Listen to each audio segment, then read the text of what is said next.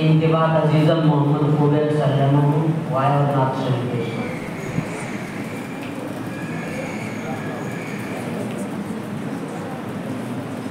الحمدللہ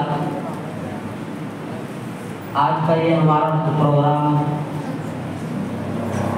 جو مسابقہ قرآن کریم کی تیاری کے لیے منعقد کیا گیا ہے، ارباب مدارس کو اس میں مدعو کیا گیا ہے، اس کا باقاعدہ آغاز اور شروعات کرنے کے لیے میں عزیز حافظ محمد وائل سلمہ کو دعوت دیتا ہوں کہ وہ آئیں اور قرآن کریم کی تلاوت سے اس عظیم الشان پروگرام کا آغاز کریں.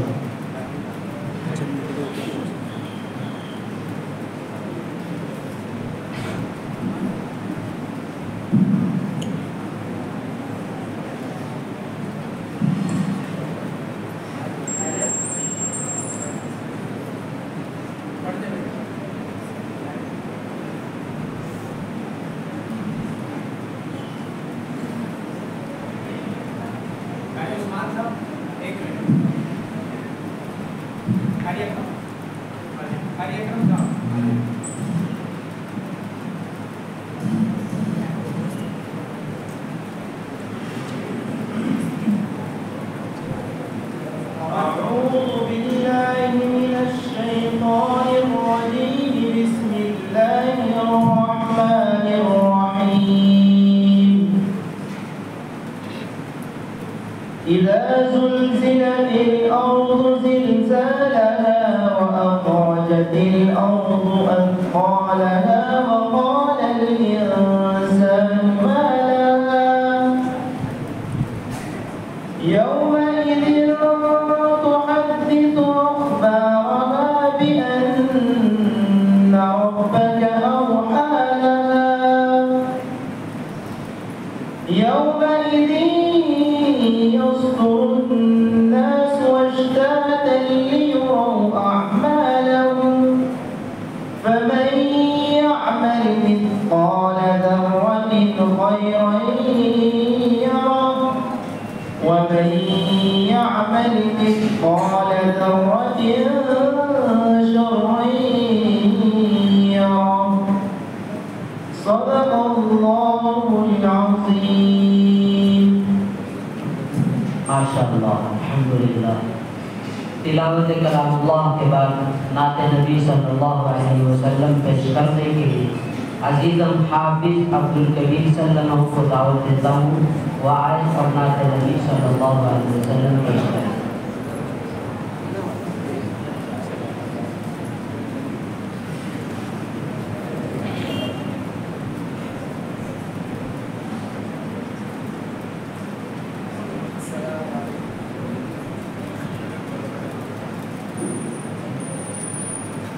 السلام علیکم ورحمۃ اللہ وبرکاتہ۔ یاد آیا ہے مدینہ، یاد آیا ہے، یاد آیا ہے مدینہ، یاد آیا ہے شہر مدینہ، یاد آیا ہے وہ بھی اتنی رات گئے شہر مدینہ، یاد آیا ہے وہ بھی اتنی رات گئے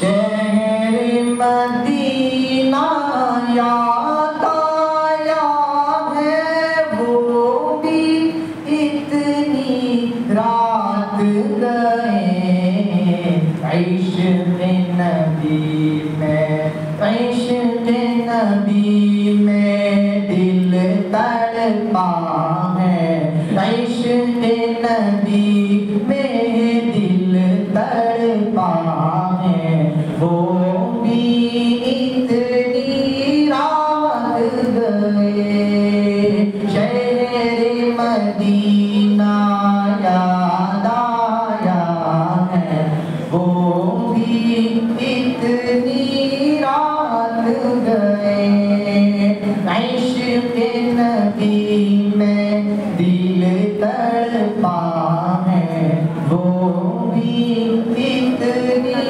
رات گئے چوب جبرائیل تیار آقا کو بیدار کیا چوم کے جبرائیل نے تلیا آقا کو بیدار کیا رب نے عرش پہ بلوایا ہے رب نے عرش پہ بلوایا ہے وہ بھی اتنی رات گئے شہر مدینہ، یاد آیا ہے وہ بھی اتنی رات گئے عشق نبی میں دل تڑپا ہے وہ بھی اتنی رات گئے اللہ اللہ باغ عدن ہے اور معراج کا منظر ہے اللہ اللہ باغ عدن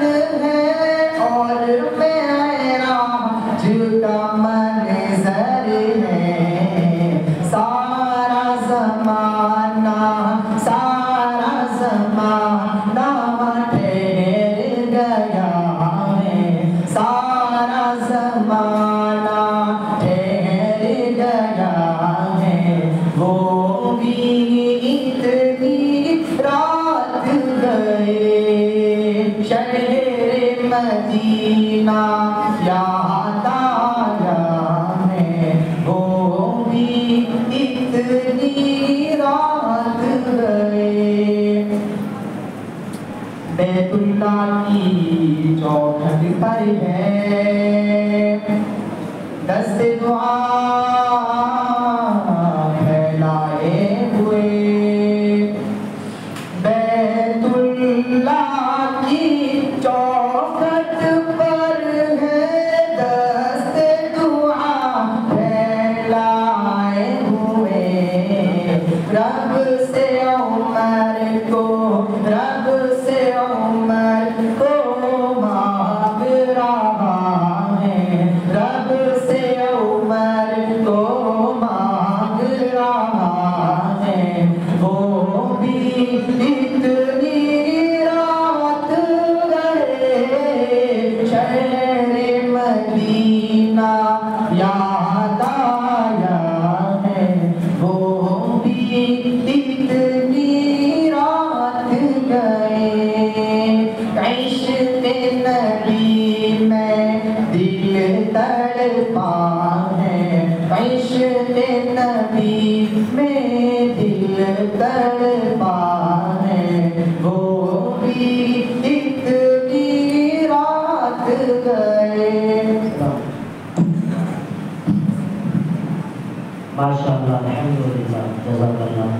ان کے بعد اپنے صدر محترم حضرت مولانا سید مفتی صالح صاحب امین جامعہ مدارالعلوم کو بسط ادب و احترام دعوت دیتا ہوں کہ حضرت تشریف لائیں اور قرآن کریم کی عظمت پر ہم سب کو نصیحت فرمائیں.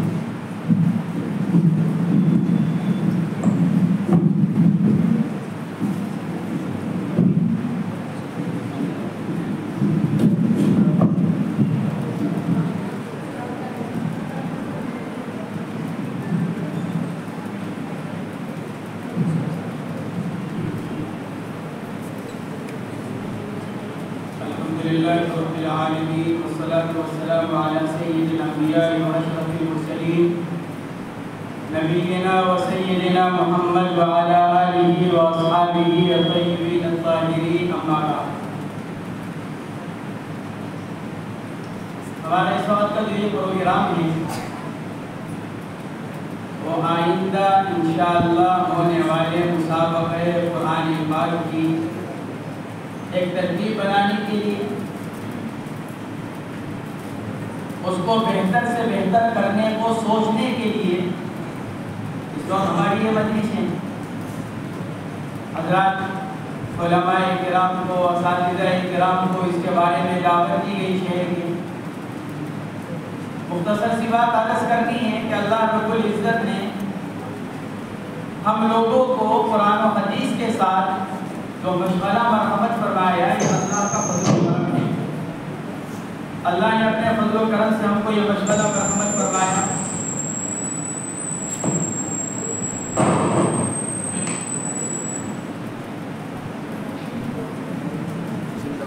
اللہ رب العزت نے اپنے فضل و کرم سے ہم کو یہ مشغلہ مرحمت فرمایا کہ قرآن و حدیث کے ساتھ ہم کو مشغول کیا. علم وہ سب سے بڑی نعمت ہے جس کو سب سے پہلے اللہ رب العزت نے سیدنا آدم علیہ نبینا علیہ السلام سے اس سلسلے کو شروع فرمایا.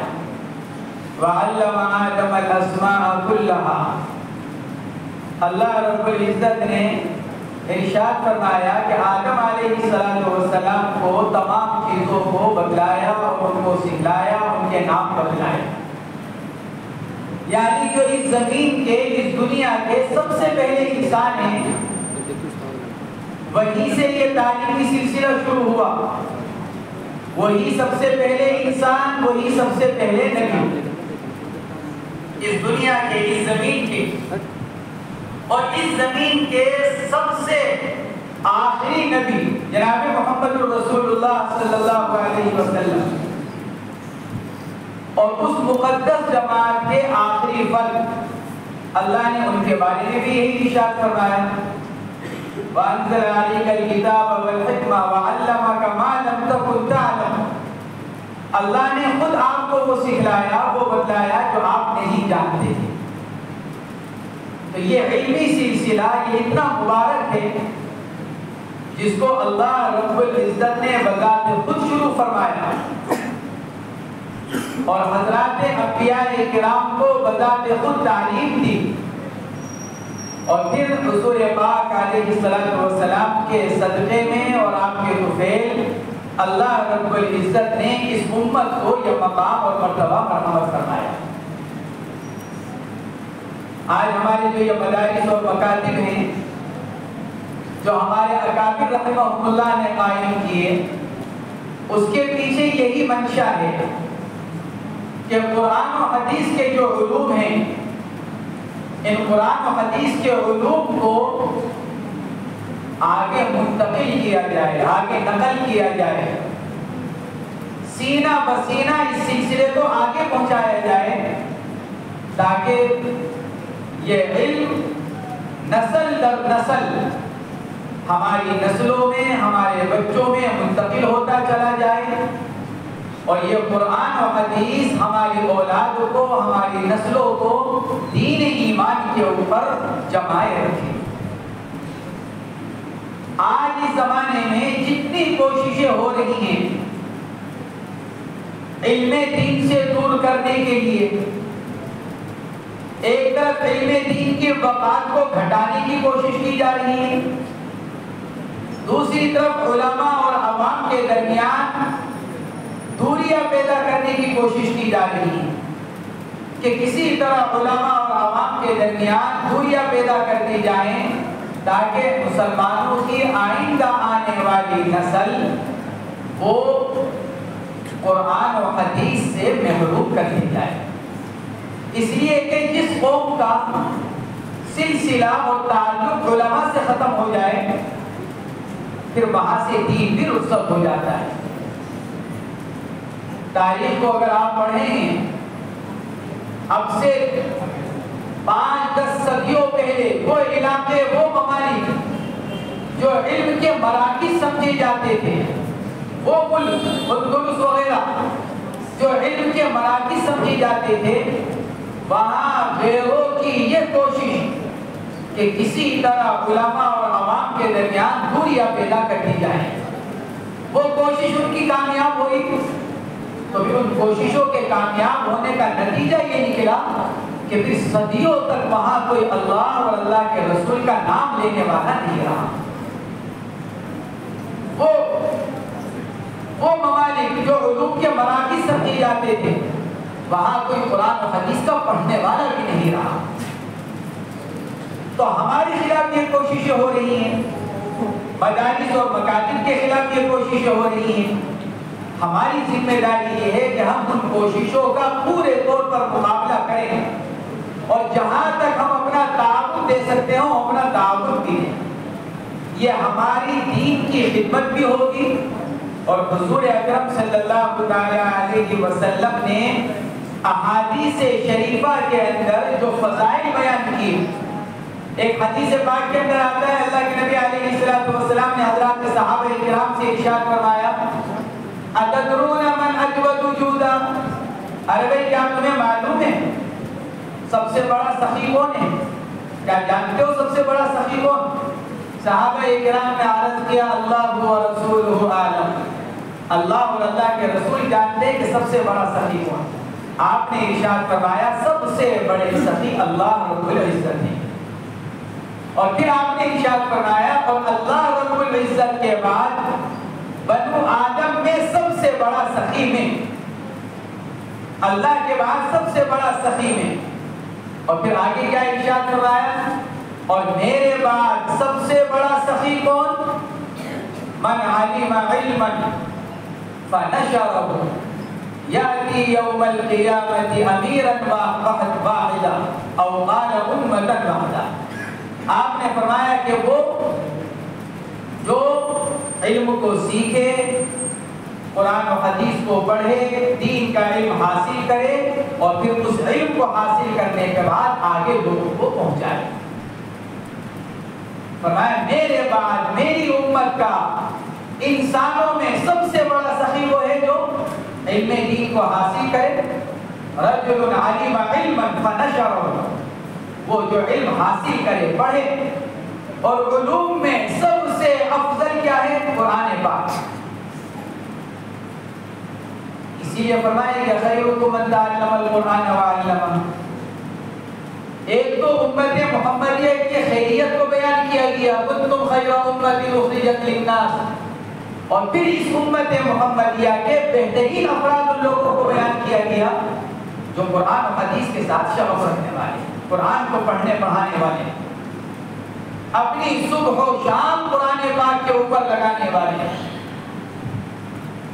اللہ رب العزت نے یہ عزت، یہ شرف، یہ فضیلت ہمیں عطا فرمائی اپنے فضل و کرم سے، ہمیں قرآن پاک کے ساتھ جوڑا اللہ رب العزت نے، یہ اس کا ہم پر احسان ہے، ہمارا کسی پر احسان نہیں کہ ہم کسی مدرسے میں پڑھا رہے ہیں تو مدرسے والوں پر احسان، کسی کے بچوں کو پڑھا رہے ہیں تو ان کے والدین پر احسان، کہ نہیں، سب سے پہلا احسان تو اللہ نے میری ذات پر کیا ہے، مجھے اپنی کتاب سے جوڑ کر، اپنے کلام سے جوڑ کر اللہ نے مجھ پر احسان کیا ہے، اور یہ اتنا بڑا احسان اللہ رب العزت نے مجھ پر کیا ہے کہ اگر میں اس کی اسی نعمت کا شکر ادا کرنے پر آ جاؤں تو میری زندگی گزر جائے لیکن میں اللہ کی اس نعمت کا شکر ادا نہ کر سکوں۔ یہ اتنی بڑی نعمت، اور اس کا پتہ کب چلے گا؟ جب آدمی اللہ رب العزت کے پاس پہنچے گا، اور وہاں پہنچنے کے بعد جب اس کو اس کی محنتوں کا بدلہ دیا جائے گا، یہ بچوں کے اوپر محنت کرنے کا، ان کو سنبھالنے کا، ان کی تربیت کا جو بدلہ دیا جائے گا۔ مجھے یاد آ رہا ہے علامہ مفتی رفیع عثمانی صاحب نور اللہ مرمدہ کے خطبات میں نے کہیں اس کو پڑھا، مکاتب میں پڑھانے والے حضرات اساتذہ کرام کی مثال فرماتے ہیں کہ ایک طرح کی مشابہت، مکاتب میں چھوٹے بچوں کو پڑھانے والے کی مشابہت، حضرت مفتی صاحب نے لکھا ہے یہیں پر کہ حضرات انبیاء کرام کے ساتھ تھے، مکاتب میں پڑھانے والے بچوں کو معلمین کی ایک طرح کی مشابہت، کہ کیوں؟ کہ اللہ رب العزت حضرات انبیاء کرام کو بعثت سے پہلے، نبوت سے پہلے ان سے کیا کام کراتے تھے؟ ان سے بکریاں چرواتے ہیں۔ حضور پاک علیہ السلام نے بکریاں چرائی ہیں، کتنے ہی انبیاء کرام کے بارے میں آیا ہے کہ کیوں؟ اس لیے کہ بکری ایک بے ضرر جانور، کمزور جانور، اور آدمی جب ان کی پرورش کرتا ہے، ان کو پالتا ہے، ان کو چلاتا ہے، تو ان کے وجہ سے آدمی کو اپنے اندر اتنا تحمل پیدا کرنا پڑتا ہے کہ پھر وہی تحمل آگے امت کی تربیت میں کام آتا ہے، وہی تحمل، وہی برداشت پھر آگے امت کی تعلیم و تربیت میں کام آتا ہے۔ ہمارے مکاتب کے جو حضرات اساتذہ کرام ہیں، ان کے پاس پڑھنے والے بچے بکریوں سے کم نہیں ہوتے، جیسے ریوڑ کے اندر بکری ہوتی ہے، ایک ادھر بھاگ رہی ہے، ایک ادھر بھاگ رہی ہے، وہ ادھر لڑ رہی ہے، وہ ادھر لڑ رہی، یہی حال مکتب میں پڑھنے والے چھوٹے بچوں کا ہوتا ہے۔ ان کو سنبھالنا آسان نہیں، لیکن جب آدمی ان کو سنبھالتا ہے، ان کو تعلیم دیتا ہے، ان کو تربیت کرتا ہے، تو یہی بچے آگے چل کر عالم، مفتی، قاضی، محدث، فقیہ، علامہ، یہ سب آگے چل کر وہ بنتے ہیں، لیکن بنیاد کا پتھر کون ہوتا ہے؟ ہمارے مکاتب کے اساتذہ کرام۔ میرے دوستوں، بزرگ اور بھائیوں، بات مختصر سے عرض کرنی ہے، ہمارے مہمان کرام موجود ہیں، تو میرا بھی سبق کا وقت ہے، آپ حضرات ماشاءاللہ آئے ہیں، سب سے پہلے ہم اس پر اللہ کا شکر ادا کرنے والے بنے کہ اللہ نے ہمیں مکاتب کے ساتھ جوڑ رکھا ہے، تعلیم قرآن پاک کے ساتھ ہم کو جوڑ رکھا ہے۔ ہم اگر اس استحضار کے ساتھ اگر ہم کسی مکتب کے اندر خدمت انجام دیں گے تو ہم اللہ کا شکر ادا کرنے والے بنے گے۔ اور کتنا اللہ کے حمد و ثنا شکر ادا کریں گے. علامہ ابن قیم رحمۃ اللہ علیہ نے لکھا ہے ایک جگہ من ادام الحمد تتابعت علیہ الخیرات. جو آدمی جتنا زیادہ اللہ کا شکر اللہ کے حمد و ثنا بیان کرنے والا ہوتا ہے اللہ کی طرف سے اتنی ہی زیادہ خیر اس کی طرف آتی ہے. تتابعت علیہ الخیرات. تتابع بے در پہ آنا, مسلسل. تتابع کے معنی مسلسل, یعنی ایک خیر ختم نہیں ہوئی کہ دوسری ختم نہیں ہوئی کہ تیسری ختم نہیں ہوئی کہ چوتھی. اللہ کا شکر ادا کریں کہ اللہ نے ہمیں اس کے ساتھ جوڑا. اپنے اس کام کو ہم کسی بھی طرح معمولی نہ سمجھے. دنیا تو کوشش کر رہی ہے اسی کے اوپر کہ اس تعلیم قرآن کو, تعلیم حدیث کو معمولی بنا کر پیش کر دیا جائے. اگر ہم خود بھی اپنی ذات کے اعتبار سے احساس کمتری میں اگر ہم مبتلا ہو جائیں یا ہم بھی اگر اس کام کو اگر معمولی سمجھنے لگیں تو گویا کہ ہم اس معاملے میں غیروں کا تعاون کرنے والے اور ان کی مدد کرنے والے بن جائیں. روایت یاد آئی مجھے, حضور پاک علیہ السلام کے زمانے میں ایک صحابی سے غلطی ہو گئی, اس کی ان کو سزا دی گئی, شرعی جو سزا تھی وہ ان کو دی گئی. اس کو ساتھ ساتھ ایک صحابی کے منہ سے ان کے بارے میں ایک غلط جملہ نکلا. حضور پاک علیہ السلام نے فوراً تنبیہ فرمائی, ارے بھائی اپنے بھائی کے خلاف شیطان کی مدد نہ کرو. اپنے بھائی کے خلاف شیطان کی مدد نہ کرو. ایسے ہی ہم بھی اپنے آپ کو معمولی سمجھ کر, اپنے کام کو معمولی سمجھ کر, اپنے کام کو حقیر سمجھ کر, احساس کمتری میں مبتلا ہو کر ہم یہود و نصارہ کی کوششوں کو مضبوط نہ کریں, ان کا تعاون نہ کریں, بلکہ اپنے اندر اس بات کو بٹھائیں کہ ہم سے زیادہ خوش قسمت کوئی نہیں, ہم سے زیادہ فضائل کا حامل کوئی نہیں ہے. خیرکم من تعلم القرآن وعلمہ, مشہور روایت ہے. اس لیے میرے دوستو, بزرگوں اور بھائیوں, اللہ رب العزت کا احسان ہے کہ اس نے ہمیں قرآن پاک کے ساتھ جوڑا. لوگ معلوم نہیں کس کس مشغلے کے اندر مشغول ہیں. صبح ہوتی ہے اپنے مشغلے کے ساتھ لگ جاتے ہیں, شام ہوتی ہے تو اپنے مشغلے میں مشغول ہوتے ہیں. اللہ نے ہمارا مشغلہ کیا بنایا؟ قرآن و حدیث, علم دین. اللہ نے ہمارا مشغلہ یہ بنایا. اس مشغلے سے بہتر کوئی مشغلہ ہو ہی نہیں سکتا, اور اس مصروفیت سے اچھی کوئی مصروفیت ہو ہی نہیں سکتی کہ آدمی کی زبان پر اللہ کا کلام ہو, آدمی کی زبان پر اللہ کے رسول صلی اللہ علیہ وسلم کا کلام ہو. اس سے افضل آدمی کے لیے کوئی بات ہو ہی نہیں سکتی. ترمذی شریف کی روایت میں فرمایا گیا کلام اللہ حبل ممدود. قرآن تو کیا ہے؟ اللہ کی رسی ہے. قرآن اللہ کی رسی ہے. حبل ممدود من السماء الى الارض. قرآن اللہ کی رسی ہے. اللہ نے اپنی رسی آسمان سے زمین کی طرف لٹکا رکھی ہے. یہ قرآن اللہ کی رسی ہے جو اس نے لٹکا رکھی ہے. کتنے خوش قسمت ہیں وہ لوگ جنہوں نے اس رسی کو پکڑ رکھا ہے. اور جب آخری زمانے میں قیامت میں جب اس رسی کو اللہ کی طرف سے لپیٹا جائے گا, جیسے ڈول لٹکایا جاتا ہے کنویں کے اندر, رسی سے بندھا ہوا ہوتا ہے, اوپر چرخی لگی ہوئی ہے. جب ڈول لٹکانے کے بعد جب چرخی کو لپیٹا جاتا ہے, رسی لپٹتی چلی جاتی ہے, اور وہ ڈول جو سینکڑوں گز نیچے تھا وہ کیا ہوتا ہے؟ وہ آہستہ آہستہ آہستہ آہستہ اوپر آتے آتے رسی کے ساتھ ساتھ وہ اوپر چرخی تک پہنچ جاتا ہے.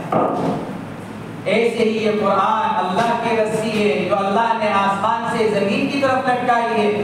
جب اللہ کی طرف سے اس رسی کو لپیٹا جائے گا تو رسی کو پکڑنے والے کہاں پہنچیں گے؟ رسی کو پکڑنے والے اللہ رب العزت تک پہنچیں گے. جیسے ڈول چرخی تک پہنچتا ہے, ایسے اس قرآن کو پکڑنے والے بھی اللہ رب العزت تک پہنچیں گے. اللہ کے رضا, اللہ کی اللہ تبارک و تعالیٰ کی آخرت کی نعمتیں. اس لیے میرے دوستوں، بزرگوں اور بھائیوں، ہم جو یہاں جمع ہوئے ہیں کوئی بیان وغیرہ کے لیے تو جمع نہیں ہوئے. مولانا یاسر صاحب نے ماشاءاللہ یہاں آپ حضرات کو دعوت دی ہے مسابقے کی ترتیب بنانے کے لیے. اللہ رب العزت نے چاہا تو آپ حضرات کی محنتوں سے، کوششوں سے، دلچسپیوں سے انشاءاللہ بہتر سے بہتر انجام پائے گا اور ہمارے طلباء میں اس کا شوق پیدا ہوگا. یہ مسابقات اس لیے کرائے جاتے ہیں تاکہ طلباء کے اندر ایک طرح کا شوق پیدا ہو، رغبت پیدا ہو، جذبہ پیدا ہو، قرآن پاک کے ساتھ تعلق مضبوط ہو.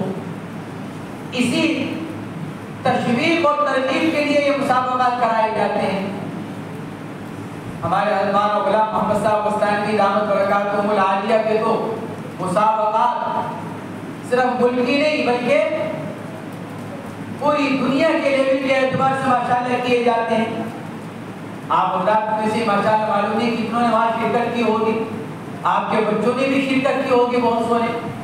لیکن یہاں ہمارے مدرسے کا یہ پہلا ایسا مسابقہ. ہمارے مدرسے کے اعتبار سے تو مسابقہ ہوتے رہتے ہیں الحمدللہ. ہمارے طلباء کے درمیان سیرت پر بھی ہوئے، قرآن پاک پر بھی ہوئے، تقریروں پر بھی ہوئے، مختلف موضوعات کے اوپر. لیکن یہ کہ شہر سہارنپور کے حد تک کہ ہمارے شہر سہارنپور میں جو مدارس ہیں، قرآن پاک کے مکاتب ہیں، ان سب کو لے کر ایک مسابقہ کرایا جائے، یہ ہمارا پہلا موقع ہے. اللہ رب العزت خیر و برکت کے ساتھ اس کی تکمیل فرمائے اور آپ حضرات کو جزائے خیر و رحمت فرمائے کہ آپ حضرات مولانا کی دعوت پر یہاں تشریف لائے. اپنے مصروفیت اور مشغولیت میں سے وقت نکال کر اور قرآن پاک کی نسبت تو قرآن پاک کی لگی ہوئی، قرآن پاک کی نسبت پر آئے ہیں. اللہ تبارک و تعالی ہم سب کو قبول بھی فرمائے اور موت تک اللہ رب العزت قرآن پاک کے ساتھ ہمارے تعلق کو مضبوط فرمائے اور موت تک اللہ رب العزت ہم سب کو قرآن پاک اور اپنے نبی جناب محمد رسول اللہ صلی اللہ علیہ وسلم کی احادیث شریفہ کی خدمت اور اس کی اشاعت کے لیے قبول فرمائے. وآخر دعوانا الحمدللہ رب العالمین. ماشاءاللہ، جزاک اللہ. حضرت مولانا مفتی سید محمد صالح صاحب دامت برکاتہم العالیہ کے تفصیلی کتاب کے بعد پروگرام کو آگے بڑھایا جائے گا. یاد رہے کہ ہمارے اس مدرسۃ الشیخ محمد زکریا میں کچھ مہینوں کے بعد مسابقہ قرآن کریم کا عمل ہوگا جو شہر سہارنپور کی سطح پر کیا جا رہا ہے اور اس کا بیڑا حضرت مولانا سید محمد یاسر صاحب نے اٹھایا ہے. امید ہے اللہ تعالیٰ اس میں ہمیں بھرپور کامیابی عطا فرمائیں گے. یہ بڑی خوشی کی بات ہے کہ ہمارے اس پروگرام میں ہمارے مہمان جی عزیز اور جی وقار جناب ہمارے جناب قاری عبدالصمد صاحب اکل کنواں مہاراشٹر تشریف لائے ہوئے تھے ملاقات کے لیے. ہم نے درخواست کی کیونکہ قاری صاحب وہاں کے بڑے استاد بھی ہیں اور بڑے آدمی ہیں ماشاءاللہ اور اس طرح کے پروگرام کا ان کو تجربہ بھی ہے. ہم نے درخواست کی کہ 2-4 منٹ آپ اپنے تجربات کی روشنی میں ہمارے مہمانان کرام اور طلباء کے سامنے بات ارشاد فرما دیں. اور قاری صاحب کا بہت بہت شکریہ کہ قاری صاحب نے اس درخواست کو قبول کیا.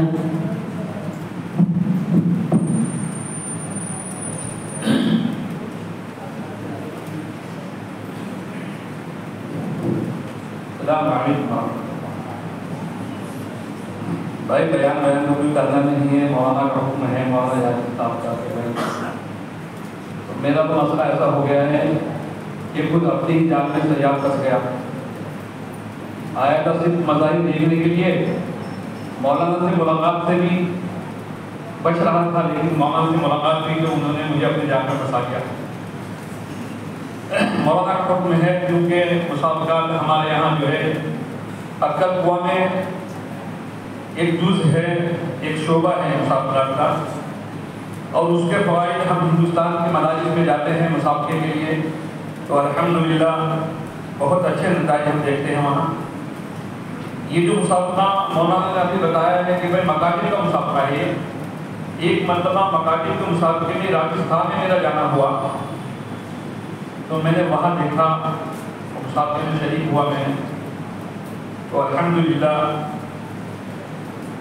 بہت ساری چیزیں میں نے ایسے دیکھی وہاں مکاتب میں، جو اور مکتبوں میں ہم لوگ امتحان وغیرہ بھی لیتے ہیں۔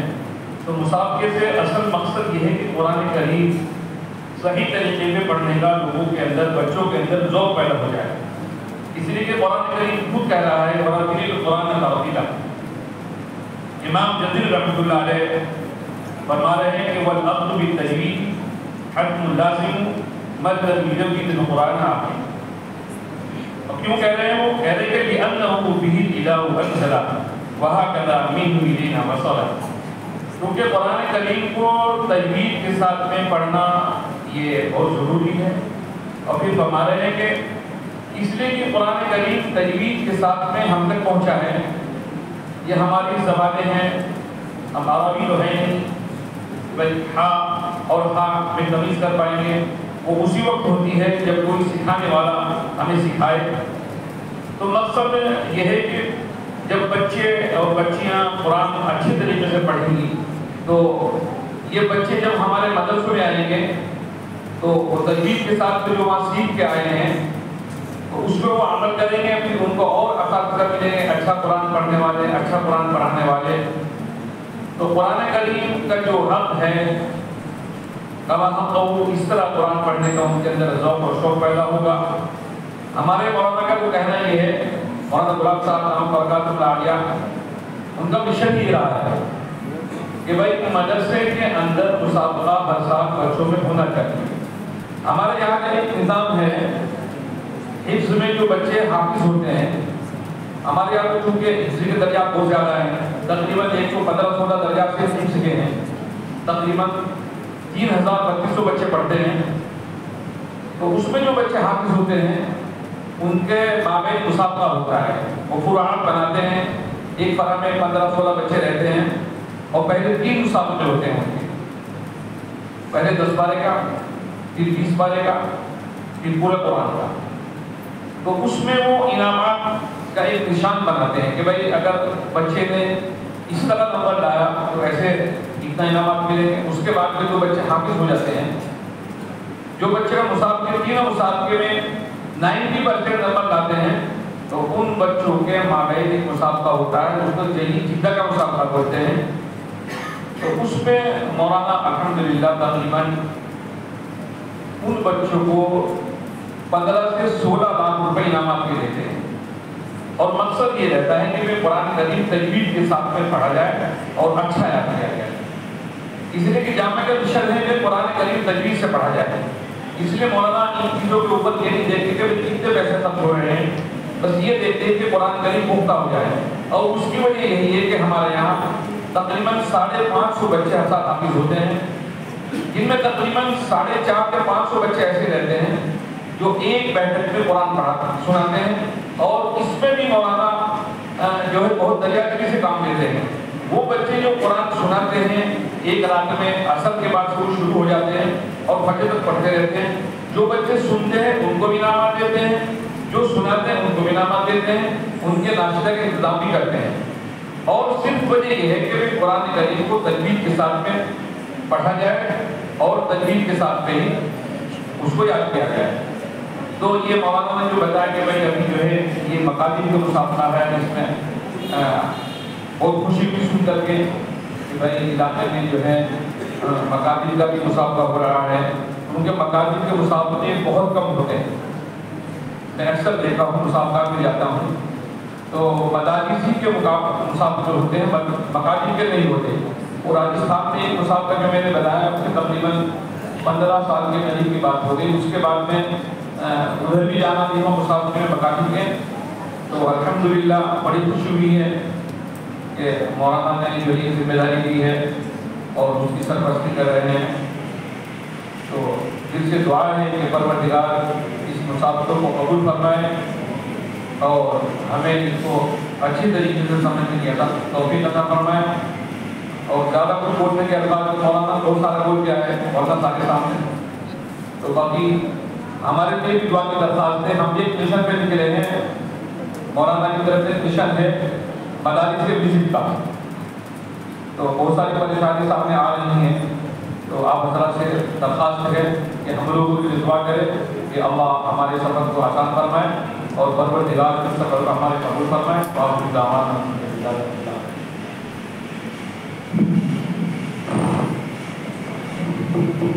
ماشاء اللہ. مسابقہ کے متعلق جو ہمارے مہمان صاحب نے روشنی ڈالی ہے, ہم سب عزم کرتے ہیں کہ انشاءاللہ ان باتوں کے اوپر عمل کریں گے. اب حضرت کے بعد مسابقہ قرآن کریم میں مہارت تامہ اور عامہ رکھنے والے حضرت مولانا قاری مسعود احمد صاحب فلاحی مظاہری کو بصد ادب و احترام دعوت دی جاتی ہے کہ حضرت آئے اور مسابقہ قرآن کریم کے متعلق طریقہ تعلیم اور جتنے بھی اس کے رموز ہیں ان سب کے اوپر روشنی ڈالیں.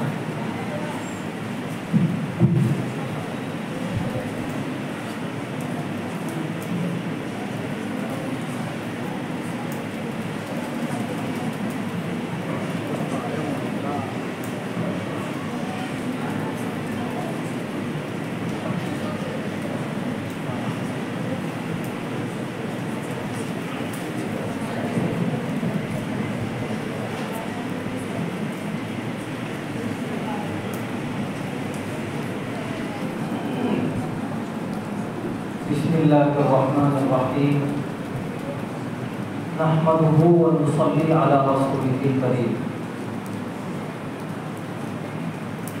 سب سے پہلے آج کی اس مجلس کے مفکر مولانا محمد یاسر صاحب دامت برکاتہ کہ انہوں نے ایک فکر کو لے کر اور ایک عزم اور ارادے کو لے کر آج کی یہ مجلس یہ پروگرام بلایا اور آپ تمام حضرات تشریف لائے. سب سے پہلے ان کو اس اہم کام پر مبارکباد پیش کرتا ہوں. اور دوسرے نمبر پر آپ تمام حضرات مولانا کی دعوت پر تشریف لائے, آپ تمام حضرات کی مبارکباد کے مستحق ہیں. آج کی ہماری یہ جو مجلس ہے, یہ جو محفل ہے, یہ دین کے ایک اہم کام کے لیے ہے. آج کے پروگرام کا مقصد آپ حضرات کے سامنے دعوت نامے کی شکل میں بھی آ گیا. حضرت مفتی محمد صالح صاحب دامت برکاتہ نے بھی بیان کر دیا. اسی طریقے سے جو معزز مہمان تشریف لائے تھے انہوں نے بھی بیان فرمایا. تو پروگرام کا جو مقصد ہے وہ تو سب کے سامنے واضح ہے.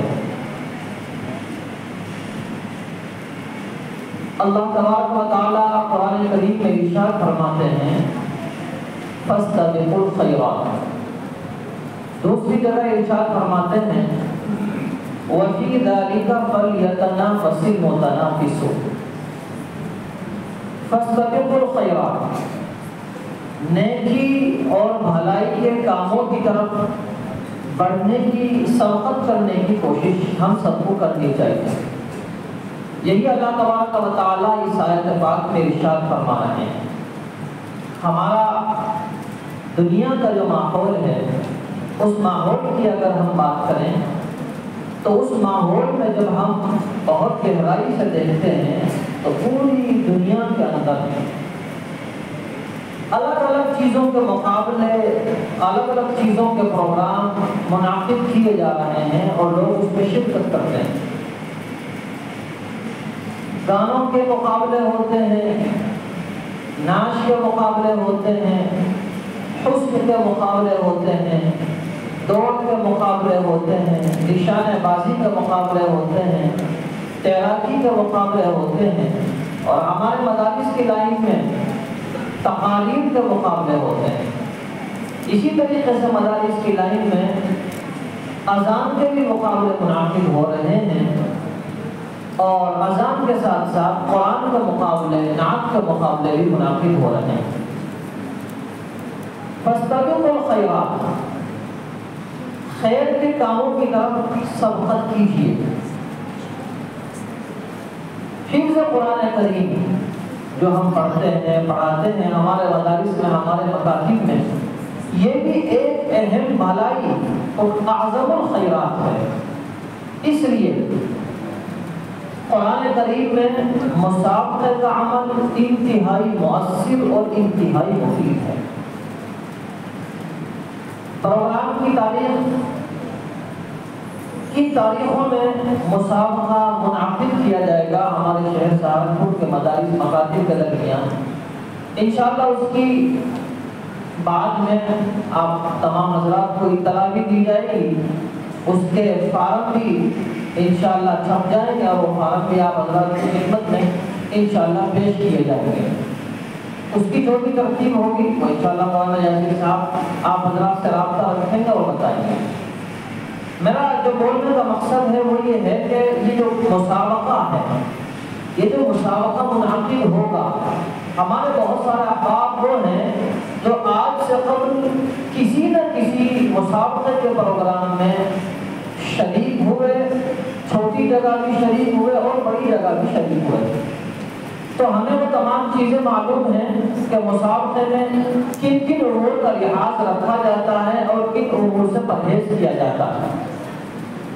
لیکن اکثر احباب وہ ہیں جو مسابقے میں پہلی مرتبہ شرکت کریں گے، مولانا یاسر صاحب کا مشورہ ہوا کہ اصل پروگرام مسابقے کا منعقد کرنے سے پہلے تمام حضرات کو دعوت دے کر بلا لیا جائے اور ان کو مسابقے میں کس انداز سے مسابقے کی تیاری کرنی ہے اور کس انداز سے پروگرام میں بچوں کو شرکت کرانی ہے، اس موضوع پر تھوڑی سی گفتگو ہو جائے۔ اور یہی آج کی میری گفتگو کا جو موضوع ہے وہ یہی ہے کہ مسابقے کی تیاری ہمیں کس انداز سے کرنی چاہیے۔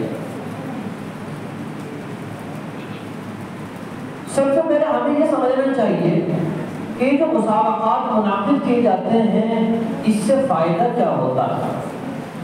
کچھ فائدے وہ ہیں، ابھی ہمارے جو معزز مہمان تھے انہوں نے بیان فرمایا کہ مسابقوں کے کیا فائدے ہوتے ہیں۔ آپ نے جیسا سنا ابھی حضرت مولانا غلام محمد بستانی صاحب دامت برکاتہم، جب انہوں نے یہ مسابقات کا بیڑا اٹھایا اور ملک کے گوشے گوشے میں ہر صوبے کو بھی زون میں تقسیم کرنے کے بعد جو مسابقات منعقد ہوئے، اس سے مدارس میں اور مکاتب میں ایک قسم کی بیداری پیدا ہوئی، اور اسی بیداری کے سبب ہمارا تعلیمی معیار جو ہے وہ بلند ہوتا چلا گیا۔ تو اسی سلسلے میں ہمیں بھی سمجھنا چاہیے کہ یہ پروگرام مسابقے کے منعقد کرنے کے فوائد کیا ہیں۔ یہ میں نے ایک مضمون اس سلسلے میں تیار کیا ہے، تو اسی مضمون میں جو باتیں لکھی ہوئی ہیں انشاءاللہ میں وہی بیان کروں گا۔ یہ لکھا اس وجہ سے جاتا ہے تاکہ موضوع سے آدمی بولتے بولتے دوسری جانب نہ چلا جائے۔ مسابقے کا فائدہ، 10 فائدے میں نے مسابقے کے یہاں لکھے ہیں، آپ حضرات سماعت فرمائیں۔ نمبر 1، طلباء میں ایک دوسرے سے آگے نکلنے کا، سبقت کرنے کا، بڑھنے کا شوق پیدا ہوتا ہے۔ نمبر 2، مسابقے سے طلباء کی یادداشت مضبوط ہوتی ہے۔ نمبر 3، مدرسے کا اور طلباء کا اور درجے کا تعلیمی معیار بلند ہوتا ہے۔ نمبر 4، ہمارے طلباء میں ہمت اور جرأت پیدا ہوتی ہے۔ ہم نے دیکھا ہوگا کہ ہمارے یہاں طلباء میں ہمت اور جرأت کی بہت کمی ہوتی ہے، چونکہ ہم اپنی درسگاہ میں، اپنے درجے میں اس طرح کا ماحول نہیں دے پاتے۔ آپ دیکھیں کہ بچہ بغیر غلطی کے سبق سنا کر چلا گیا، بچہ بغیر غلطی کے پارا سنا کر چلا گیا، ایک بھی اس کی غلطی یا اٹک نہیں آئی، لیکن اسی بچے سے اسی درسگاہ میں وہی استاد تمام طلباء کو خاموش کر کے درمیان میں بٹھا کر اسی بچے سے اسی بارے میں سے سوال کرتا ہے تو وہ بچہ جواب نہیں دے پاتا، وہ نہیں پڑھ پاتا، 2 لائن پڑھے گا، 4 سطر پڑھے گا، اس کے بعد رک جائے گا۔ اس کے رکنے کی جو وجہ ہے وہ وجہ یہی ہے کہ اس کو اس خاموشی میں پڑھنے کا عادی نہیں بنایا گیا، اس کو اس خاموش ماحول کا پابند نہیں بنایا گیا، اس کو یہ ماحول نہیں دیا گیا۔ تو بچوں میں ہمت اور جرأت پیدا ہوتی۔ نمبر 5، جو طلباء امتحان اور مجمع کے سامنے پڑھنے سے گھبراتے ہیں یا بھول جاتے ہیں یا غلطیاں کرتے ہیں، ایسی تمام بیماریاں مسابقوں سے دور ہو جاتی ہیں۔ نمبر 6، مسابقے سے اپنی اور اپنے طلباء کی نوعیت بخوبی سامنے آ جاتی ہے، اپنے اور اپنے طلباء کی خوبی اور خامی دونوں کا علم ہو جاتا ہے۔ نمبر 7، مسابقات سے ادا مضبوط ہوتی۔ نمبر 8، لہجے کی رغبت پیدا ہوتی ہے۔ نمبر 9، طلباء میں پڑھنے کا انداز پیدا ہوتا ہے۔ نمبر 10، طلباء میں پڑھنے میں اعتماد پیدا ہو جاتا ہے۔ یہ تو ہو گئے مسابقے کے فوائد۔ اب ہمیں اپنی درسگاہ میں کیا عمل اختیار کرنا ہے؟ اپنی درسگاہ میں مسابقے کی نوعیت کیا ہو؟ عام طور پر ہر درسگاہ میں طلباء کی جو قسمیں ہوتی ہیں وہ 3 قسمیں ہوتی ہیں۔ نمبر 1 اعلیٰ ذہین، نمبر 2 متوسط ذہین، نمبر 3 ادنیٰ ذہین۔ ہم سب اب تمام حضرات اساتذہ کرام ہی ہیں یا ذمہ داران ہیں، مدارس و مکاتب ہیں، آپ اپنی درسگاہ میں ہر استاد اپنی درسگاہ میں 3 گروپ بنائیں۔ اعلیٰ طلباء کا ایک گروپ، متوسط طلباء کا ایک گروپ اور ادنیٰ طلباء کا ایک گروپ۔ عام طور سے ایسا ہوتا ہے کہ جو طلباء درسگاہ میں سب سے اعلیٰ ہوتے ہیں ان کو تو ہم آگے بڑھانے کی کوشش کرتے ہیں۔ ایک مہمان آیا، اس کے سامنے تلاوت پیش کرنی ہے تو اعلیٰ سے اعلیٰ بچے کی جاتی ہے، اسی کو پیش کیا جاتا ہے۔ ہم اپنی درسگاہ میں اس انداز سے مقابلہ کریں کہ تمام طلباء کو 3 قسموں میں منقسم کر دیں اور 3 قسموں میں منقسم کرنے کے بعد ان بچوں کی صلاحیت کے اعتبار سے ان کو پارے دیے جائیں۔ آپ 5 پارے، یہ جماعت جو ہے دوسرا جو متوسط گروپ ہے یہ 10 پارے، یہ جو اعلیٰ گروپ ہے یہ 20 پارے یا مکمل قرآن کا اپنی درسگاہ میں اپنے درجے میں ان کا مسابقہ منعقد ہوگا۔ تو اسی اسی انداز کے کمزور، متوسط، اعلیٰ طلباء کو چھانٹ لیا جائے اور ان کے درمیان مقابلہ، مسابقہ اپنے درسگاہ کی حیثیت میں، درسگاہ کے انداز میں کیا جائے۔ ہر ہفتے میں ایک دن ایسا ضرور ہونا چاہیے، بلکہ ہونا تو چاہیے ہر دن۔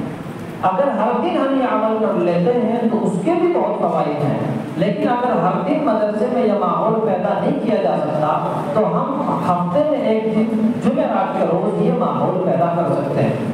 ہر ہفتے تمام طلباء کو خاموش کر کے ایک طالب علم کو درسگاہ کے درمیان میں بٹھائیں اور پورے ہفتے میں ظہر کے بعد جو پارے آموختہ میں سنائے گئے اور پورے ہفتے جو پارے آموختہ کے سنائے ہیں ان میں سے کم از کم 3 سوالات درسگاہ کو خاموش کر کے کیے جائیں۔ پورا صفحہ یا کم از کم وقت کے اعتبار سے آدھا صفحہ ضرور پڑھوائیں۔ اس کو ہم ہفتے والی انجمن کا بھی نام دے سکتے ہیں۔ نمبر 2 ششماہی یا سالانہ مسابقہ اپنی درسگاہ اور اپنے ادارے میں ضرور کرائیں۔ نمبر 3 جن طلباء کو مسابقے کے لیے تیار کرنا ہے، کچھ طلباء ہوں گے جن کو ہم اپنے درجے میں یا دوسرے کسی پروگرام میں مسابقے کے لیے تیار کر رہے ہیں یا ان کو ہم پیش کرنے کا ارادہ رکھتے ہیں، تو ایسے تمام طلباء کے لیے ہمیں کیا عمل اختیار کرنا ہے؟ ان تمام طلباء کو مائک کے سامنے بٹھائیں اور مائک کے سامنے بٹھا کر خوب سوالات کریں اور ہر سوال میں کم از کم 1 صفحہ پڑھائیں اپنے سامنے۔ نمبر 4 جن پاروں کا مسابقہ ہے، مثلا 10 پارے یا 20 پارے یا مکمل قرآن کریم، ایسے طلبا کو روزانہ مائک پر بٹھا کر وہ پارے سنے جائیں۔ اس کی شکل یہ اختیار کر لی جائے، اگر درسگاہ میں چھوٹے مائک کا انتظام ہے یا مدرسے میں چھوٹے مائک کا انتظام ہے، مدرسے یا مکتب سے جن 2 یا 4 طلبا کو مسابقے کی تیاری کرائی جا رہی ہے، ان تمام طلبا کو اساتذہ پارا سننے کے بعد ایک طالب علم کے حوالے کرتے ہیں۔ وہ طالب علم قرآن لے کر دور بیٹھے، جیسا ایک ستون یہ ہے اتنے فاصلے پر بیٹھے، اور ادھر بیٹھنے والا طالب علم پارا سنے اور ادھر بیٹھنے والا طالب علم مائک میں اپنا پورا پارا سنائے۔ جب بچہ مائک پر بیٹھتا ہے تو 1 منٹ کو، جو پہلی مرتبہ بچہ بیٹھتا ہے تو 1 منٹ کو وہ کھو جاتا ہے، اس کا دماغ کام نہیں کرتا کہ میں کہاں بیٹھ گیا ہوں۔ یہ بہت بڑے بڑے لوگوں کی باتیں جب سننے میں آتی ہیں، بڑے ہو گئے، بڑے عہدوں پر فائز ہو گئے، لیکن مائک پر بولنے سے بہت گھبراتے ہیں۔ تو ہمارے جب بڑے لوگ اتنا گھبراتے ہیں، بڑی عمر کے لوگ افسر بن جاتے ہیں، وہ مائک پر بولنے سے گھبراتے ہیں، ہمارے طلبا کا بھی تقریباً اسی طریقے سے حال ہوتا ہے۔ تو ایسے طلبا کو روزانہ مائک پر بٹھا کر وہ باتیں سنے جائیں تاکہ مائک پر بیٹھ کر گھبراہٹ طاری نہ ہو۔ مسابقہ کی تیاری کس طریقے سے کریں؟ مسابقہ میں عام طور پر چند امور پر توجہ دی جاتی ہے۔ نمبر 1 یادداشت کی مضبوطی، جو سب سے پہلے نمبر پر ضروری ہے۔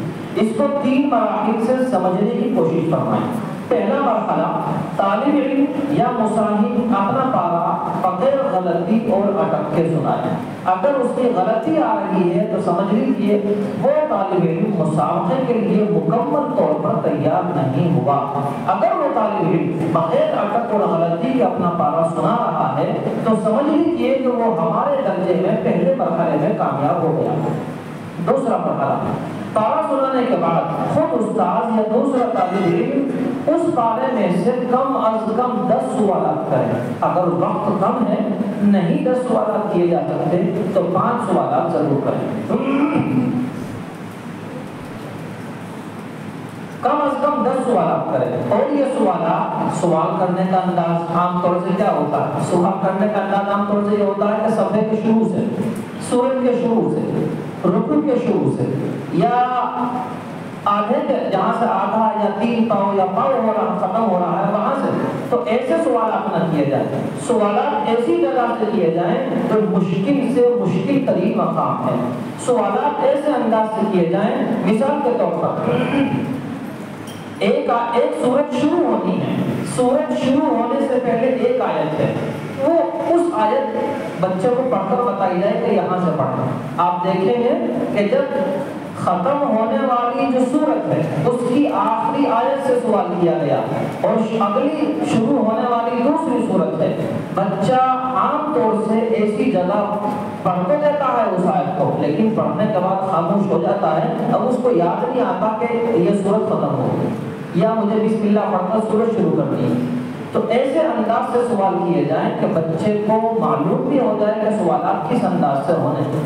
درمیانے رکوع سے، درمیانے صفحے سے اس انداز سے سوال کیے جائیں، بلکہ کہیں سے بھی سوالات کیے جائیں درمیان سے ہوں، سورت کے ختم ہونے سے پہلے ایک آیت، یہ میں نے پوری ترتیب بتا دی۔ تیسرا مرحلہ، 2 مرحلے ہمارے پورے ہو گئے، تیسرا مرحلہ ہے، تیسرے نمبر پر طالب علم کو کرسی پر بٹھایا جائے یا ممبر پر بٹھایا جائے۔ اگر کرسی اور ممبر میسر نہ ہو تو کوئی بھی کسی بھی اونچی جگہ پر اس بچے کو بٹھایا جائے اور مائک لگا کر طالب علم سے سوالات کریں۔ مائک کا جتنا زیادہ استعمال ہوگا اتنے زیادہ مسابقے کی تیاری بہت اچھے انداز سے ہوگا۔ مائک لگا کر طالب علم سے سوالات کریں اور مائک میں ہی طالب علم پڑھیں۔ یہ تو یادداشت سے متعلق بات ہوگی۔ مسابقہ میں دوسرا سب سے اہم جز ہوتا ہے ادائیگی، تلفظ۔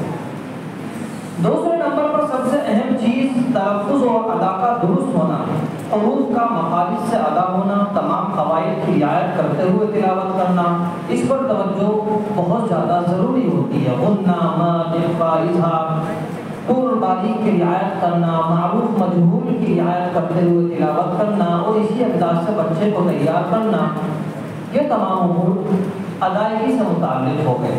تیسرا جو مسابقے کی تیاری کے لیے جو تیسرا جز ہے وہ ہوتا ہے لہجہ۔ آپ اپنے مدرسے میں کسی بھی قاری کا لہجہ، اب تو بہت آسانیاں ہیں، موبائل میں ایک سے ایک لہجہ موجود ہے، ایک سے ایک قاری کی، حرم شریف کے قرہ کی ایک سے ایک تلاوت، ایک سے ایک انداز، ایک سے ایک لہجہ موجود ہے۔ خود ہمارے درمیان بھی بہت سارے قرآء کرام ایسے ہیں کہ ان کے بھی لہجے بہت آسان ہیں، بہت اچھے ہیں، بہت عمدہ ہیں۔ آپ کسی بھی لہجے کو اپنے مدرسے میں لاگو اور چالو کر لیجئے، انشاءاللہ پورا مدرسے کا ماحول بھی تبدیل ہوگا اور پورے مدرسے کا ایک ہی جیسا ماحول ہوگا۔ ہر درسگاہ میں، ہر درجے میں بچے ایک ہی انداز سے پڑھیں گے اور لہجے کے انداز سے جب پڑھیں گے تو بڑی خوبصورتی معلوم ہوتی ہے، سننے والوں کو بھی، پڑھنے والوں کو بھی لطف آتا ہے۔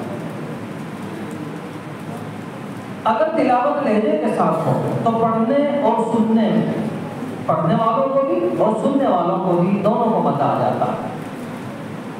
نبی پاک صلی اللہ علیہ وسلم کی حدیث ہے، حسنوا القرآن بأصواتکم فإن الصوت الحسن يزيد القرآن حسنا۔ آپ صلی اللہ علیہ وسلم فرماتے ہیں کہ قرآن مجید کو اچھی طرح پڑھو اپنی آوازوں کے ساتھ، اس لیے کہ اچھی آواز قرآن میں خوبی پیدا کرتی ہے اور زیادتی کا سبب بنتی ہے۔ حضرت ابو ہریرہ رضی اللہ تعالیٰ عنہ کا ارشاد ہے، اللہ تعالیٰ کسی آواز کو اتنی توجہ سے نہیں سنتا جتنا اس نبی کی آواز کو سنتا ہے جو قرآن کریم کو خوش آوازی کے ساتھ پڑھتا ہے۔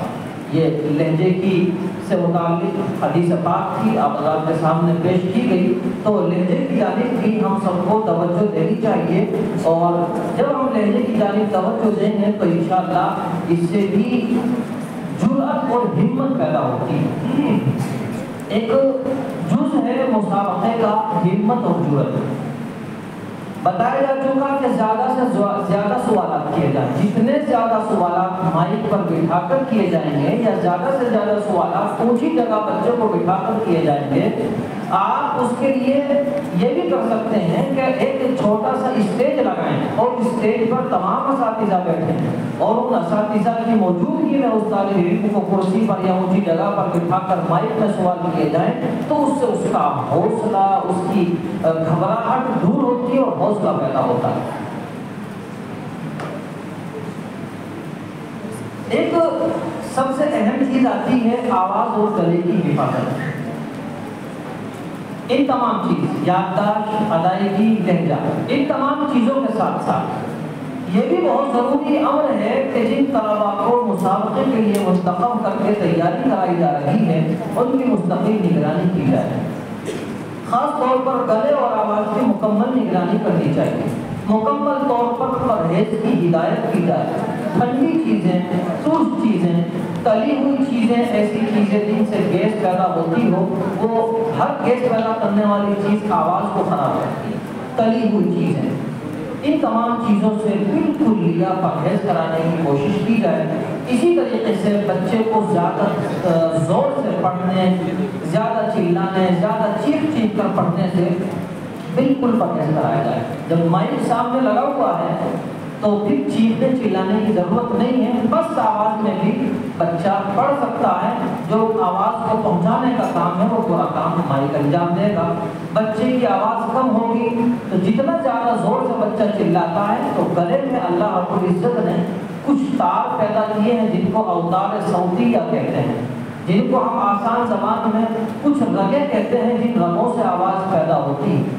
بہت زیادہ زور سے بولنے سے، بہت زیادہ چلانے سے، چیخنے سے وہ جو اوتار صوتیہ ہیں، وہ جو آواز پیدا کرنے والی جو رگیں ہیں، ان رگوں پر ورم آنے کی وجہ سے آواز متاثر ہو جاتی ہے اور گلا بیٹھ جاتا ہے اور بہت زور لگا کر پڑھنا پڑتا ہے۔ آپ نے دیکھا ہوگا حفظ میں عام طور سے جب بچے سبق سناتے ہیں تو ان کی یہ رگیں پھول جاتی ہیں زور لگانے کی وجہ سے۔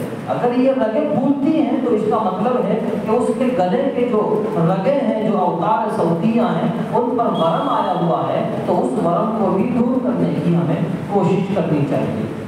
یہ تمام امور بہت مختصر سے مسابقے سے متعلق، مسابقے کی تیاری سے متعلق آپ حضرات کی خدمت میں پیش کیے گئے ہیں۔ اگر انشاءاللہ اس انداز سے اگر تیاری کرائی گئی اور تیاری کی کوشش کی گئی تو آپ کو امید ہے اللہ تبارک و تعالیٰ کی ذات سے انشاءاللہ اس کے بہت مفید اثرات مرتب ہوں گے، اور اسی طریقے سے ہمارے مدارس کا جو ماحول ہے انشاءاللہ وہ بھی تبدیل ہوگا، ہماری تعلیم میں انشاءاللہ نکھار بھی آئے گا، اور اسی طریقے سے ہمارے مدارس کی جو فضا ہے سادہ سادہ پڑھنے کی وہ بھی انشاءاللہ بدلے گی، اور اسی طریقے سے ہمارے مدارس انشاءاللہ اس عنوان سے ہم اپنے مدارس میں بھی مسابقات منعقد کریں گے تو انشاءاللہ اس سے مزید اضافہ بھی ہوگا اور تعلیم کا معیار بھی بلند ہوگا۔ یہ قاری صاحب نے مجھے پرچی دی ہے، اس میں لکھا ہے کہ جو ہمارے معزز مہمان تشریف لائے ہیں ان میں سے کوئی صاحب اگر مسابقے سے متعلق کچھ، یہ تو باتیں بیان کر دی گئی ہیں، ان کے علاوہ بھی ضروری نہیں ہے کہ میں نے ساری ہی بیان کر دی ہوں، کوئی بات ہو سکتا ہے مجھ سے رہ بھی گئی ہو۔ اگر کوئی چیز کسی کے ذہن میں مسابقے کی تیاری سے متعلق ہو تو آپ حضرات سوال کر سکتے ہیں۔ ابھی جس کو بھی کوئی چیز سمجھ میں نہ آئی ہو تو آپ سوال کر سکتے ہیں، انشاءاللہ وہ بتانے کی کوشش کی جائے گی۔ جی السلام علیکم۔ میں یہی شیخ سہارنپور سے ہوں، داریہ کا مدرسہ ہے۔ یہ سوالات اور طالب علم کے مطابق بہت ساری باتیں آپ حضرات نے پیش کی ہیں۔ اصل مسئلہ ہے اساتذہ کرام کا، جو اکثر شہر سہارنپور کے اندر مدرسے ہیں ان میں کوئی معیاری ادارہ نہیں ہے، اور اس میں بھی جو ایک دو مدرسہ ہے تعلیم کے میدان میں بالکل صفر ہیں ہم لوگ سہارنپور شہر کے اندر۔ اس کی وجہ یہ ہے کہ ہمارے پاس اساتذہ کرام اچھے نہیں ہیں، تو اس کے لیے آپ حضرات سے خاص کر مولانا یاسر صاحب سے دبن گزارش ہے، ایک تدریب المعلمین کا نظام یہاں آپ کے یہاں اچھی خاصی جگہ ہے، وہ نظام مرتب کیا جائے، اور ہر مدرسے سے چاہے مدرسے والے ہی سب مل کر جو معلمین حضرات ہیں ان کی فیس دیں، اور چاہے آپ اپنی طرف سے کر لیں سبحان اللہ، تو اساتذہ کرام جو ہمارے یہاں پڑھانے والے ہیں ان کے لیے جیسے دورانی فائدہ ہوتا ہے، پھر پارے کا لہجہ کیا ہوتا ہے، پھر نازل قرآن شریف پڑھنے کا لہجہ کیا ہوتا ہے، پھر حفظ کا کیا لہجہ ہوتا ہے، ان سب چیزوں سے اساتذہ کرام ناواقف ہیں، اکثر یعنی 95% اساتذہ کرام ناواقف ہیں۔ تو اس کے بارے میں کچھ آپ حضرات روشنی ڈالیں اور اس کے لیے کچھ انتظامات کریں۔ یہ بات تو بہت عمدہ کہی گئی، کیونکہ مسابقے سے یہ متعلق ایک اعتبار سے ہے بھی نہیں اور ایک اعتبار سے مسابقے سے متعلق بھی ہے۔ اگر استاد ہی معیاری تعلیم دے گا تو تبھی تو بچے مسابقے میں شرکت کریں گے، اور اگر معیاری تعلیم نہیں ہوگی تو مسابقے میں شرکت کرنا بھی مشکل امر ہوگا۔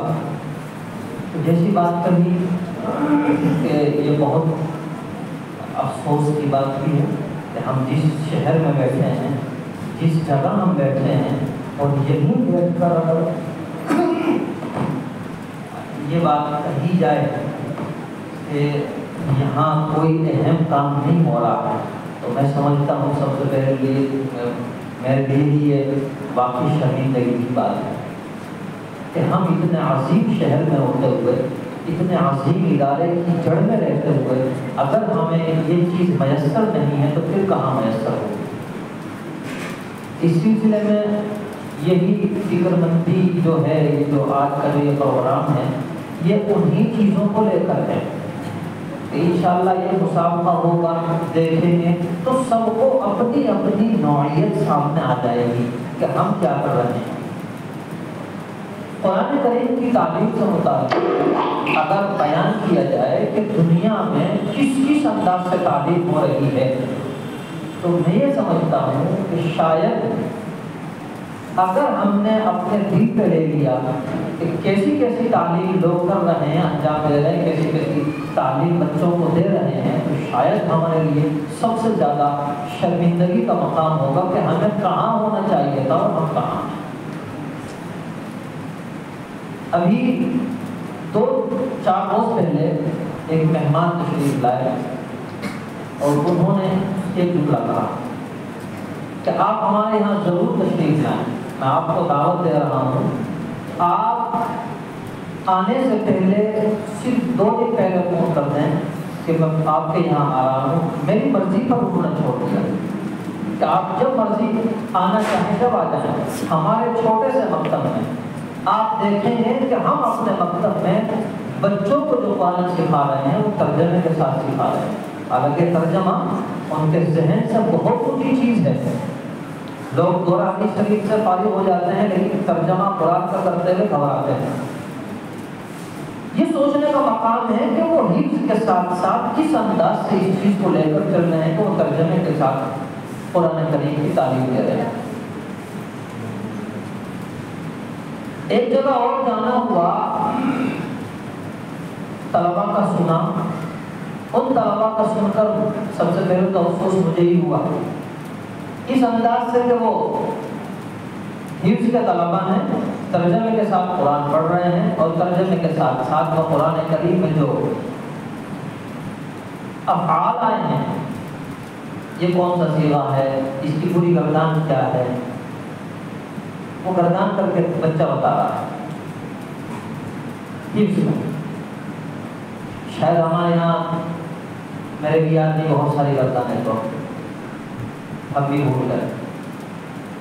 تو کرنے کے لیے بہت کچھ ہے اور نہ کرنے کے لیے بھی بہت سارے بہانے ہیں۔ تو سب سے پہلی جیسے یہ ایک فکر مندی کی بات ہے اور ہونا چاہیے۔ تدریب المعلمین کی بات مولانا نے کہی تو مولانا یاسر صاحب اس کا بہترین جواب دے پائیں گے کہ اس کی کیا شکل ہو۔ یہ مسابقہ بھی اسی فکر دلانے کی ایک کوشش ہے۔ اور کوئی صاحب بات کرنا چاہیں، ایسے بھی ماحول ہیں۔ ایک جگہ ایک بچے سے سوال کیا درمیانے سطح سے، پورے مدرسے میں کسی بھی بچے سے سوال کر لو، بچہ جواب دیتا ہے یہ سوال جو آپ نے کیا ہے آیت نمبر فلاں سے کیا ہے، صفحہ نمبر فلاں سے کیا ہے، اس سے پہلے والا جو صفحہ تھا اس کا نمبر یہ ہے، سورت یہ ہے، منزل نمبر یہ ہے۔ یہ تمام چیزیں بیان کرنے کے بعد اب بچہ خاموش بیٹھا۔ میں نے کہا بھائی جب اتنا پڑھ دیا اب آگے بھی پڑھو، کہ یہ اب آپ بتاؤ میں آگے پڑھوں کہ پچھلی طرف پڑھوں۔ اب بچہ کیا کہہ رہا ہے کہ میں اگلی آیت پڑھوں کہ پچھلی الٹی طرف سے پڑھنا شروع کروں۔ یہ بھی ایک انداز ہے تعلیم کا، اس طرح بھی تعلیم دی جا رہی ہے۔ ہم یوں نہیں کہہ سکتے کہ پرانے لوگ ایسی تعلیم دیا کرتے تھے اب نہیں۔ آپ حضرات چاہیں کہاں کہاں ایسی تعلیم ہو رہی ہے آپ مصطلحات کا فرمائیں، میں انشاءاللہ آپ کی رہنمائی کروں گا۔ اور کوئی صاحب عرض کرنا چاہیں؟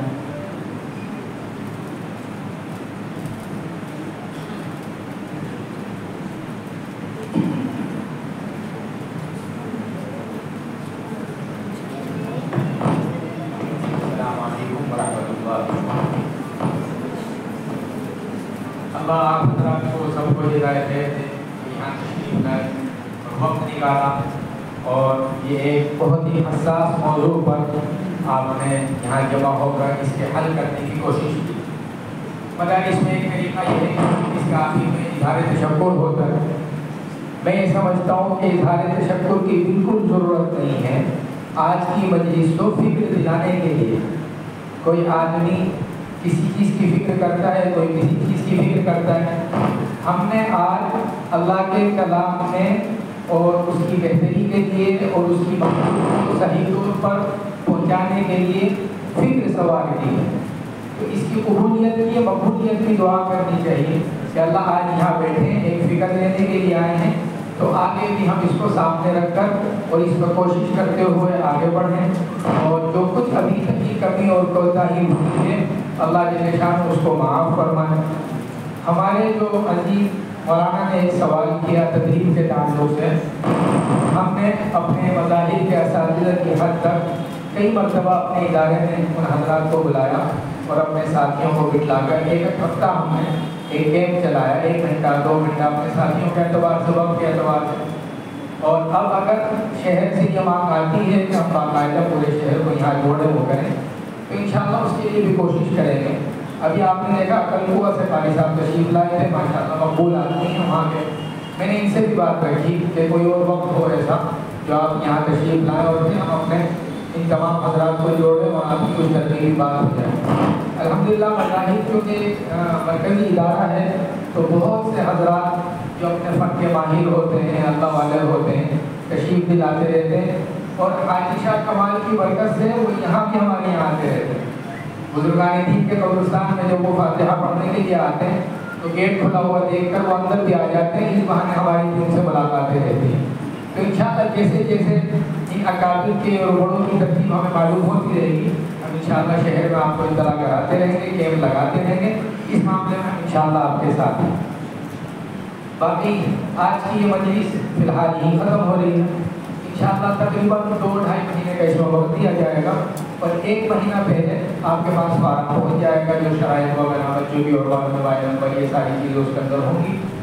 اور امید یہ ہے کہ انشاءاللہ جنوری کے شروع میں امبیڈکر میں جو بڑا مسابقہ ہوتا ہے اس سے پہلے ہم اپنا مسابقہ رکھیں گے تاکہ یہاں سے کامیاب ہونے والوں کا ہم وہاں نام پیش کر سکیں، کیونکہ بڑے لیول پر ہوتا ہے. اس سے انشاءاللہ اپنے مدارس کا اور مکاتب کا بھی نام روشن ہوگا اور بچوں کا بھی حوصلہ بلند ہوگا. مہمانوں سے گزارش ہے کہ اب ناشتے کے لیے تشریف لے آئیں. آج کی مجلس اللہ آپ کو بہت ہدایت دے اور ہم نکالا تشریف لے کر آئے. اور آئندہ بھی جب ہم دعوت دیں گے تو آپ سے یہی امید کرتے ہیں کہ انشاءاللہ اپنے قیمتی وقت میں سے اس وقت ہمیں مرحمت فرمائیں. سبحان اللہ وبحمدہ، سبحان اللہ وبحمدہ، اشہد ان لا الہ الا اللہ.